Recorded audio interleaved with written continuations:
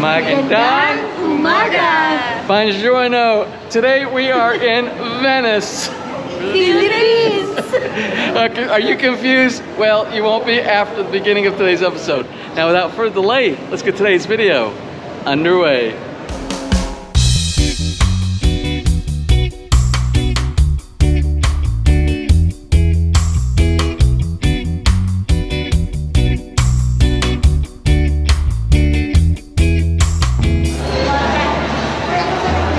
Well, when we said we're in Venice, Philippines, we're actually at a place called Venice Grand Canal. This is an attraction. This is an attraction down by Beneficio Global City, BGC, in downtown, sort of like Manila. It's sort of one of the most modern cities in the Metro Manila area. Not very far from NAIA, the international airport here. Well, what we're doing today, as you can see behind me, it really kind of looks like Venice. I've actually been to Venice, and it isn't exactly Venice, but it kind of looks like it, and it has the feeling of Venice. This is on 50 hectares of land, 120 acres of land. It's gonna be a lot of walking going on, hopefully a lot of good food, and please join us for today's ride through this wonderful area.